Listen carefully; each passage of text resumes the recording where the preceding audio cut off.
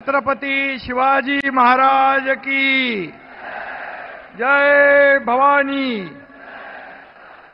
छत्रपती शिवरायांच्या पराक्रमाने पावन झालेल्या भूमीमध्ये जगातील सर्वात लोकप्रिय नेते, देशाचे यशस्वी प्रधानमंत्री नरेंद्र मोदीजींचं मी या पुण्यामध्ये मनापासून स्वागत करतो, त्यांचं अभिनंदन करतो। आणि मोदीजींना पुन्हा प्रधानमंत्री करण्यासाठी या देशातील 140 कोटी जनता आतुर आहे। तीच गॅरंटी या समोर अथांग पसरलेल्या जनसागराने आज दिलेली आहे। आणि आज व्यासपीठावर उपस्थित आपले लोकप्रिय उपमुख्यमंत्री देवेंद्रजी, अजितदादा, चंद्रकांतदादा आणि मनसेचे अमित ठाकरे, व्यासपीठावरील सर्व सन्माननीय मान्यवर, आपले संसद रत्न खासदार श्रीरंगप्पा बारणे, पुण्याचे कर्तृत्ववान महापौर मुरलीधर मोहोळ, विकासाचा बारामती पॅटर्न घेऊन चालणाऱ्या सुनेत्राताई आणि शिरूरचे शिवाजीराव आढळराव यांना विजयांची गॅरंटी देण्यासाठी आपण सगळेजण इथे उपस्थित आहात। इथं धनुष्यबाण असेल, कमळ असेल, घड्याळ असेल, या चिन्हांना मतदान म्हणजे मोदींना मतदान, मोदीजींना मतदान। आणि म्हणून महायुतीच्या प्रत्येक उमेदवाराला मत म्हणजे आपल्या मोदीजींना मत, देशाच्या विकासाला मत। आणि म्हणून लोकांचं प्रेम, लोकांचा विश्वास आज मोदी साहेबांसोबत आहे। आणि म्हणून महाराष्ट्रामध्ये जेवढ्या सभा होत आहेत, या सगळ्या सभा अशाच रेकॉर्ड ब्रेक होत आहेत। माणसं मोदीजींवर प्रेम करतात, महाराष्ट्र प्रेम करतोय, देश प्रेम करतोय, त्याचीच प्रचिती या मोठ्या सभेमध्ये या ठिकाणी आपल्याला आलेली आहे। प्राण जाय पर वचन न जाय ही मोदीजींच्या कामाची पद्धत आहे। उन्होंने एक बार कह दिया तो कह दिया। त्यांनी म्हटलं 370 कलम हटवणार, त्यांनी 370 कलम हटवून दाखवलं। आपल्या काश्मीरला आपल्याला भारताबरोबर जोडलं। राम मंदिर आपल्या सगळ्यांना स्वप्नवत वाटत होतं, परंतु राम मंदिर करणार म्हणून म्हटल्यानंतर अयोध्येमध्ये राम मंदिर उभं राहिलं आणि करोडो राम भक्तांचं स्वप्न पूर्ण झालं। आणि जो कहते हैं वो करते हैं, उनको मोदी कहते हैं, बरोबर ना। काँग्रेसने 60 वर्षात देश बुडवला, पण मोदीजी त्यांच्या नसामध्ये रक्ताच्या थेंबात देशभक्ती भरलेली आहे। जेव्हा मोदीजी द्वारकेला पाण्याखाली गेले, तेव्हाही त्यांनी भगवान श्रीकृष्णाकडे देशहिताचीच प्रार्थना केली। हा फरक आहे, देश बुडवणारे कुठे आणि देशहिताची प्रार्थना करणारे कुठे। आणि म्हणून राष्ट्रभक्ती आणि देशभक्ती मगाशी मी म्हणालो त्याप्रमाणे नसानसात भिनली आहे। त्यामुळे राष्ट्राला महासत्ता करण्याचं वचन देखील ते पूर्ण करून दाखवतील। खरं म्हणजे ही लढाई महायुती विरुद्ध महाआघाडी अशी नाहीये। ही लढाई जगभरात देशाचा सन्मान वाढवणारे आपले नरेंद्र मोदीजी विरुद्ध देशाची बदनामी करत फिरणाऱ्या राहुल गांधींची आहे। आणि त्यामुळे स्वप्नात जरी विचारलं कोणी या देशाचा प्रधानमंत्री कोण पाहिजे, तर स्वप्नात पण काय म्हणाल,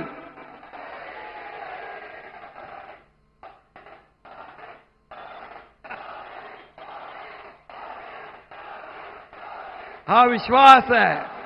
आणि म्हणून विश्वास का दूसरा नाम मतलब मोदी, विकास का दूसरा नाम म्हणजे मोदी. आणि मोदी है तो सब मुमकिन है. विश्वभरामध्ये मोदीजीने देशाचा गौरव वाढवला. आणि मैं जब दावोस गया था तब वहां भी कई राष्ट्रपति, कितीतरी राष्ट्रपति, प्रधानमंत्री मला भेटले, उद्योग जगतातले दिग्गज भेटले. त्यांनी देखील आपल्या प्रधानमंत्र्यांच्या बद्दल एक आदर व्यक्त केला.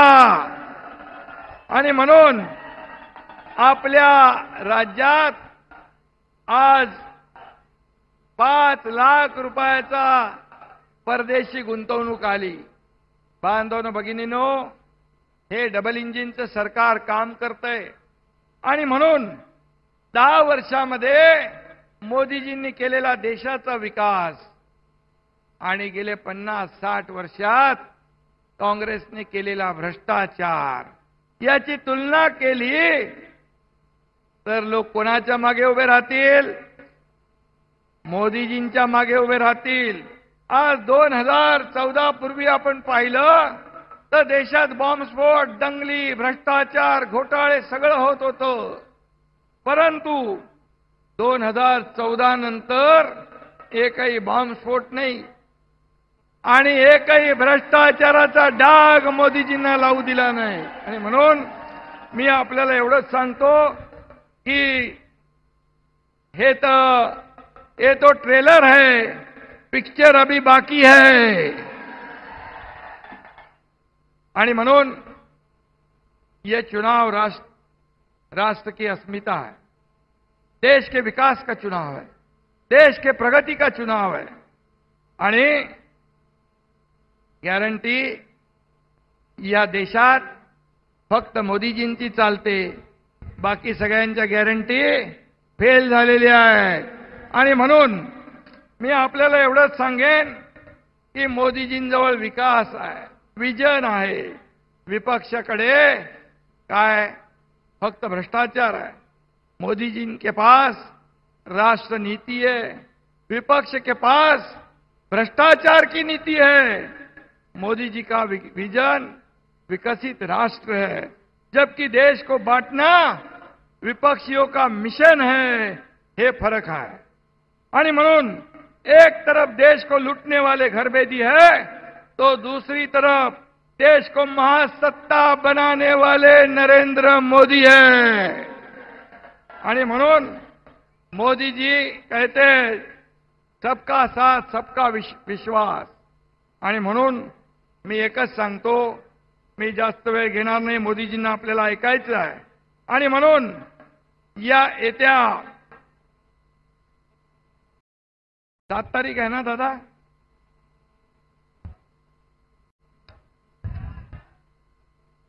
7 आणि 13, येत्या 7 आणि 13 तारखेला ज्या मोदीजींनी या देशातल्या 80 कोटी जनतेला मोफत राशन देण्याचा निर्णय घेतला, 25 कोटी जनतेला दारिद्र्य रेषेच्या वर काढलं, 10 कोटी जनतेला घर देण्याचं काम या ठिकाणी केलं. त्या रोटी, कपडा, मकान देणाऱ्या आपल्या प्रधानमंत्रीजींना पुन्हा प्रधानमंत्री बनवायचं आहे. फिर एक बार, अब की बार.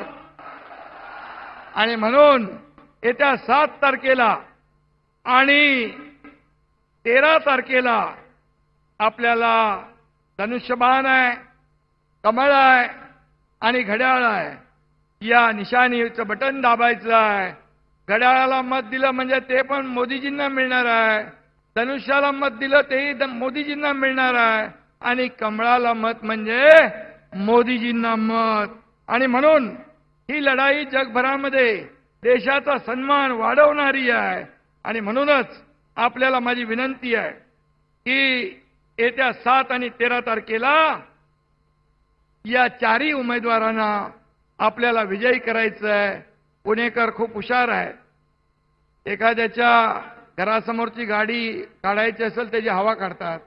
एखाद्याची उमेदवार निवडायचा असेल, पराभूत करायचा असेल तर त्याची हवा काढतात.